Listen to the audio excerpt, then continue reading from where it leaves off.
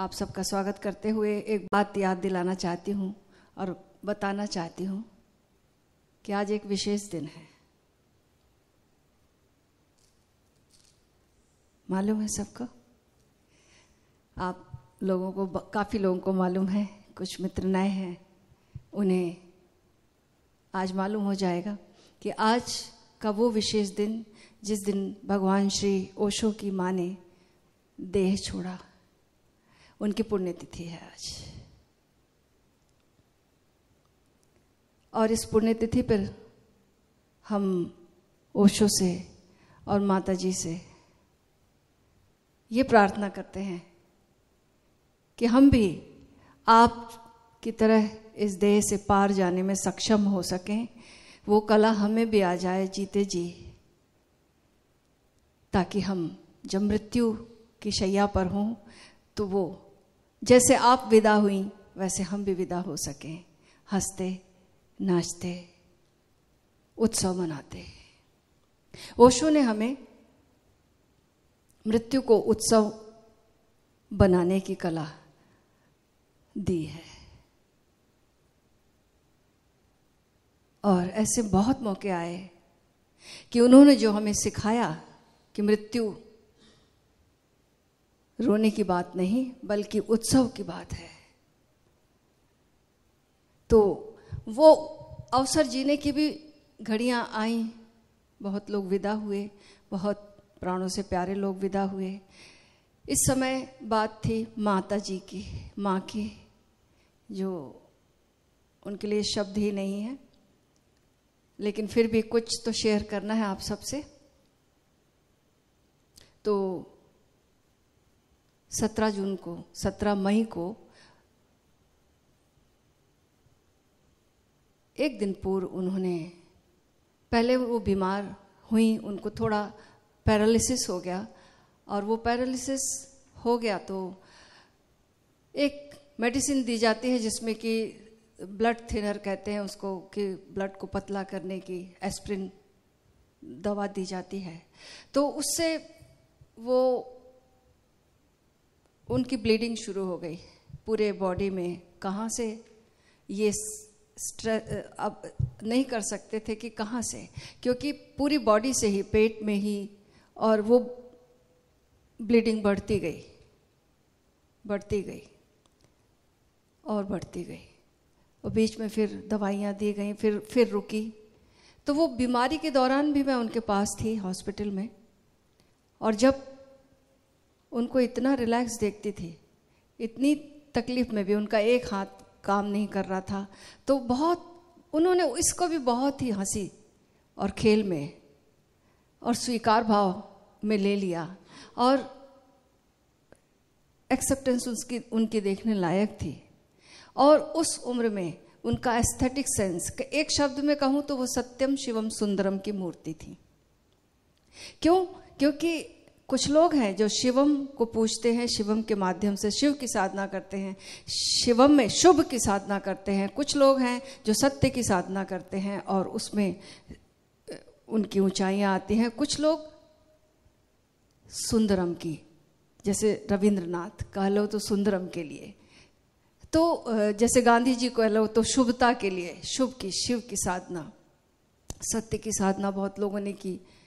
तो लेकिन उनको तो पूरा मैंने देखा कि सत्यम शिवम सुंदरम की वो एक प्रतिमा रही हैं।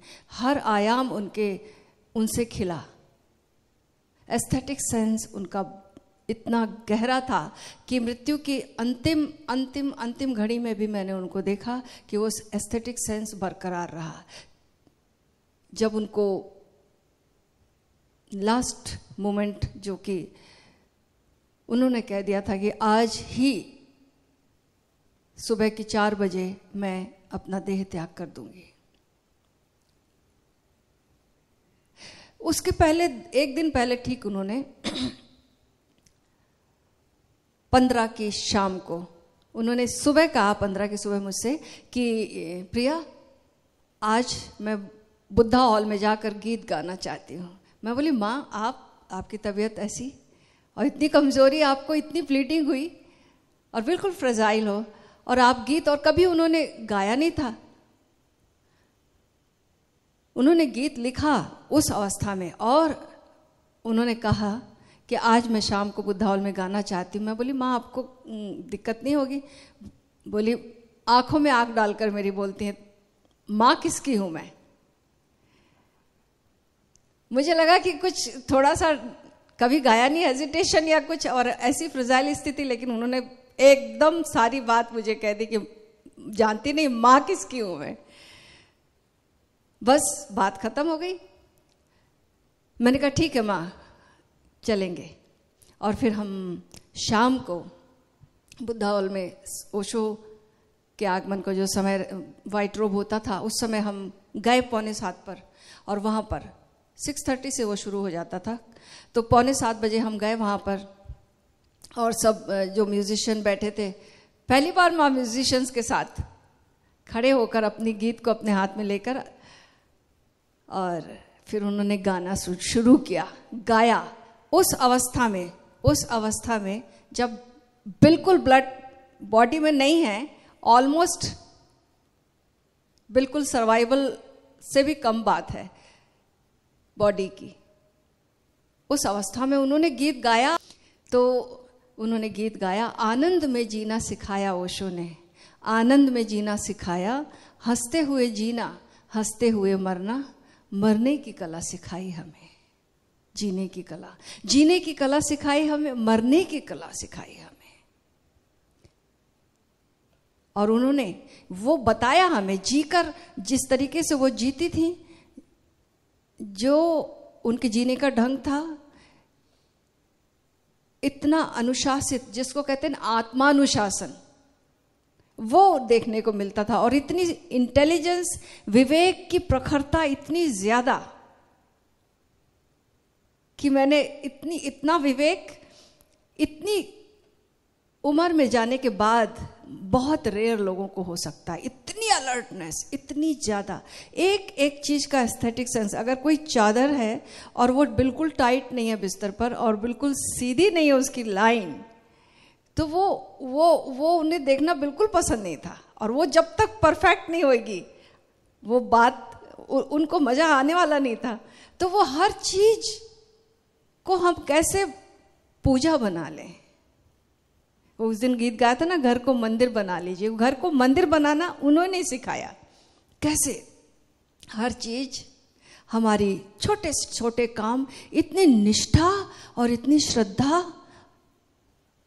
और इतनी पूर्णता से करना, इसी का नाम तो पूजा है। तो उनके हर काम पूजा होते थे। और ग्रेटिट्यूड का भाव तो गजब का था उनका। वो ओशो के विदा होने के बाद उनकी समाधि में जब जाती थी, रोज 7:30 से 9, 8 से 9, और जब वो लौटती थी तो मैं उनके लिए उस समय चाय बनाकर रखती थी। उनके रूम में एक हॉट प्लेट रखती थी वो, और वहां पर मैं उसमें चाय बनाकर और थोड़ी सी कुछ जो नाश्ता और थोड़ा सा चाय के साथ लेती थी, बिस्किट वगैरह, कुछ थोड़ा सा ड्राई फ्रूट्स थोड़ा बहुत। तो वो मैं चाय जो बनाती थी, और वो आते साथ मुस्कुराकर एवरी डे विदाउट फेलिंग वो कहती थी, इतना खुश हो जाती थी, कहती थी तुम इतना अच्छा लगता है, तुम चाय बना कर रखती हूँ। अलग अलग शब्द से वो मतलब अपना ग्रेटिट्यूड बताना एक दिन भी नहीं भूलती थी, नोटिसिंग। और मुझे माँ इतनी एक कप चाय बनाना, मुझे लगता था इसके लिए क्या धन्यवाद। और लेकिन वो उनके लिए बहुत बड़ी घटना थी।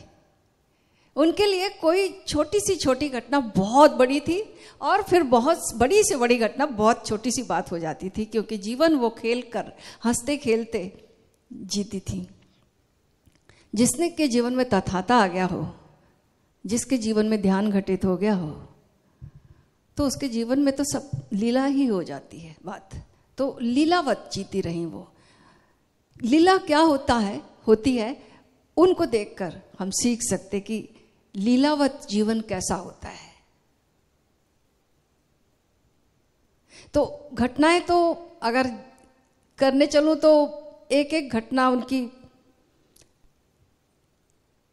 लेकिन इस दिन की घटना मैं बताना चाहूँगी कि फिर जब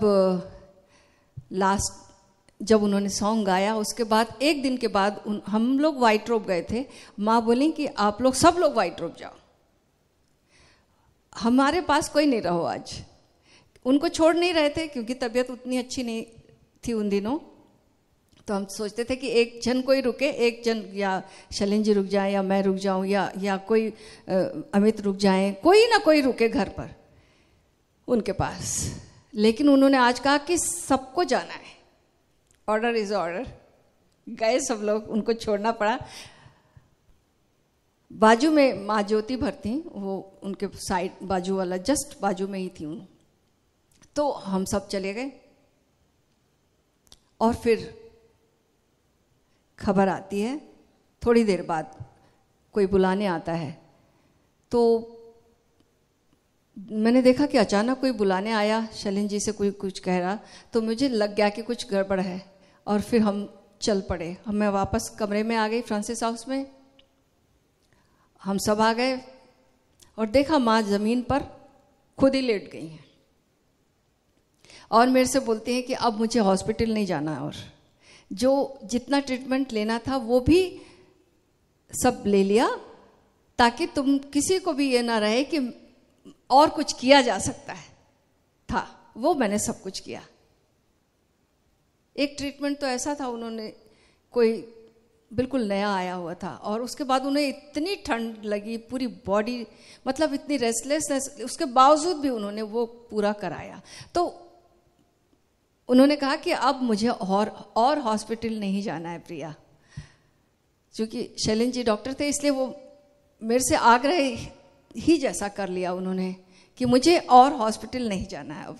मैंने कहा ठीक है माँ, आप जैसा कहेंगे बिल्कुल वैसा होगा, आप कंफर्टेबल जिसमें है। हमने बिल्कुल अपने दिल को एकदम नहीं सुने, दिल की माँ की सुनी, माँ जो कह रही हैं, माँ का कंफर्ट जो कह रहा है वो। तो लेकिन माँ आप नीचे नहीं सोएंगी, आप उठें, आपको बिस्तर पर सोना होगा। फिर हमने उनको उठवाया और फिर उनको उनके बिस्तर पर लिटाया। उसके बाद उन्होंने कहा प्रिया अब हम कल 4 बजे देह छोड़ देंगे। अब ऐसा करो, सब आश्रम में बोलो, सबको बुला लो, कीर्तन करेंगे सब। तो सारे आश्रम के वासी जितने लोग थे वो सब आ गए और सब ने कीर्तन लाइव शुरू किया। कीर्तन सब लोगों ने खूब कीर्तन किया। माँ बिस्तर पर लेटी हुई हैं क्योंकि अब उनको पूरा और इतनी उल्टी हुई ब्लड की कि पूरा निकल गया, और अब और कहीं से भी सब कुछ पंचर हो चुकी थी, ये वेन्स वगैरह, तो और ब्लड दिए नहीं जा सक रहा था। कोई गुंजाइश ही नहीं थी। कितना प्रयास किया लेकिन कुछ हो नहीं सकता था। डॉक्टर अमृतो भी था, डॉक्टर शैलेंद्र भी थे, बाबा जिसको हम बोलते हैं अभी, तो वो भी वहीं पर, और लेकिन कोई कुछ नहीं कर सकता था। सारे डॉक्टर, सारी दुनिया आ जाती तो कोई कुछ नहीं कर सकता था, क्योंकि माँ अब नहीं चाह रही थी कि अब और इस शरीर को कष्ट दिया जाए, क्योंकि ये एक्सेप्ट ही नहीं कर रहा था। अब कोई गुंजाइश नहीं थी इसमें ब्लड डाल दिया जाए, ब्लड ट्रांसफ्यूजन हो, कुछ हो, संभव नहीं था। तो जब उन्होंने कहा कीर्तन करो आकर, तो उस स्थिति में माँ लेटी हुई हैं और मैं देख रही हूं कितनी आसन में जैसे कोई लेटता है ना, वैसी अवेयरनेस, पूरी फुल अवेयरनेस, पूरा रिलैक्सेशन और खुशी भी पूरी, और पूरा रिस्पांस भी सबको, जितने लोग कीर्तन में आए उनको बोल रही कि आप सब लोग कीर्तन करो, और शांत लेटी हुई हैं। कीर्तन हुआ, उसके बाद वो बोलती हैं कि अब सब लोग जाओ, अब मुझे अकेला छोड़ दो। नहीं, कुछ देर उन्होंने कहा शांत बैठ जाओ अब, और फिर सब लोग शांत बैठे, मौन बैठे कुछ देर। फिर अब कहा कि अब मुझे सब लोग चले जाएं और मुझे एकांत में छोड़ दिया जाए। सबको उन्होंने वापस भेज दिया। और उसके बाद उन्हें जब प्यास लगी, मैं देख रही हूं कि उनका शरीर जो है कैसे पंजे बिल्कुल बर्फ की तरह हो गए। कितना भी उन पंजों को मला, कहते कि ब्रांडी लगाने से गर्म होता, तरह तरह की बातें थी कि करने से ब्लड सर्कुलेशन बढ़ेगा। लेकिन जब विदा ही हो रही है ऊर्जा, तो देखा कि कैसे पैर बिल्कुल पत्थर के हो गए और बिल्कुल जैसे बर्फ की शिला होती है, ठीक ऐसे ठंडे पूरे, और घुटने तक वो पैर हो गए। वो देख रही हूँ मैं कैसे धीरे धीरे, और हम लोग सब मल रहे हैं, पैर पकड़े हुए हैं, मल रहे हैं, उससे क्या होगा, लेकिन कर जो जिसको समझ में आ रहा वो हो रहा था। उसके बाद यहाँ तक का हिस्सा मैंने देखा कि बिल्कुल पत्थर का हो गया। मैंने एक एक पॉइंट पर देखा कि कैसे शरीर से प्राण ऊपर की ओर भागते हैं। फिर यहाँ तक शरीर उनका बिल्कुल पथरीला हो गया। फिर बोली, उस अवस्था में बोली, प्रिया पानी चाहिए। पानी उन्होंने, तो मैं तो हड़बड़ाई हुई थी, घबराई हुई थी, उतनी समझ, उतनी ध्यानस्थ नहीं थी मैंने पानी उनको बहुत घबराहट में किसी दूसरी ग्लास में दे दिया। उन्होंने वो पानी नहीं, बोलते तो अब कम बन रहा था, वो बताया इशारे से कि मेरे पॉट पे दो, मेरे पात्र में दो। उनका पात्र, वो एक छोटी सी वो चांदी की ग्लास में वो पानी पीती थी, उनकी एक ग्लास थी, बोली वो पात्र में मुझे पानी दो, वो रोज जिसमें पीती थी। यानी मैंने बदलकर उस पात्र में उन्हें ग्लास में पानी दिया। उन्होंने थोड़ा सा पानी, मैंने हाथ लगाया, उन्होंने पिया। और उसके बाद, क्योंकि वो सब शून्यता तो आ रही थी, तो उन्होंने उसके बाद भी अपना रुमाल वो तकिए के पास हमेशा रखती थी। उनकी हर चीज़ जो थी बिल्कुल सिस्टमेटिक थी। तकिए के पास उनका रुमाल होता था, वो बाम यूज़ करती थी, वो होता था, पट्टी होती थी आँख की, ये सब चीज़ें वो साथ रखती थी। उन्होंने अपना रुमाल उठाया, और उस अवस्था में जहाँ आदमी कैसा हो सकता है वो आप जानते हैं, लेकिन उस अवस्था में वो उन्होंने पूरा पानी जो लग गया था, जो मुंह से थोड़ा निकल रहा था, वो सब इतने एस्थेटिक सेंस से पोंछा, इसके लिए शब्द नहीं आए हैं, और वो सिचुएशन मैं क्रिएट भी नहीं कर सकती हूँ वो। लेकिन मैं शायद जन्म जन्मांतर तक नहीं भूल सकती हूँ, अगर और जन्म आए तो वो उन्होंने पोंछा, और उसके बाद फिर लेट गई। तो अंतिम मोमेंट तक अब बोल रही कि अब मुझे बैठाओ। और फिर भैया ने, निकलंग भैया, उन्होंने अपना सहारा दिया। वो बैठी, वो बैठकर, वो चाह रही थी बैठकर विदा होना है मुझे, जैसे एक ज़ेन मास्टर अपनी मर्जी से अपने तरीके की मौत चुनता है। उन्होंने पूरा अपना ज़ेन वाला रूप भी दिखाया। तो माँ के लिए मैं जितना याद करूं, जितना रिलीव करूं, मेरे पास शब्द नहीं है। लेकिन एक तरह से वो एक लाइन में बोलूं तो माँ को मैंने जो उन्होंने गीत लिखा था, हंसते हुए जीना, हंसते हुए मरना, वो मैंने उनको देखा है। और कैसे लास्ट मोमेंट तक अवेयरनेस नहीं खोती, जागरण हमेशा। जैसे हम पिछले दिनों कह रहे थे ना कि ये भगवान बुद्ध कह रहे कि जब आनंद ने पूछा कि आप सोते हैं तो आप हिलते भी नहीं हैं, एक ही करवट, एक ही आसन। तो भगवान बुद्ध ने कहा कि तुम्हारा आनापान सती ठीक नहीं चल रहा लगता आनंद, नहीं तो तुम्हें, मैं जब सोता हूं तो शरीर सोता है, जागरण तो बना रहता है, भीतर तो मैं जागा रहता हूं, शरीर सोता है। तो इसलिए विचार नहीं है चूंकि, तो इसलिए शरीर भी हलन चलन नहीं, एक ही आसन रहती है सोने में भी।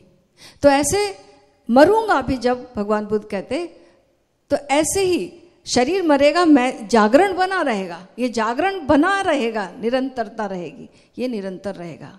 वो जागरण बना हुआ कैसे रहता है, वो माँ ने हमें बताया अपने अंतिम क्षणों में कि कैसे जागरण बना रहता। अब आप जब वीडियो देखेंगे और उनका चेहरा देखेंगे, वो कैसा ध्यानस्थ चेहरा शरीर छोड़ने के बाद है। तो मैं एक ही प्रार्थना उनसे करती रही फिर शरीर विदा होने के बाद भी कि माँ आप जैसे देह त्यागने की कला मुझे भी देना, और मैं भी ठीक ऐसे ही विदा होना चाहती हूँ जैसे आपने विदा ली है इस शरीर से। तो अद्भुत जीवन के रहस्य हैं,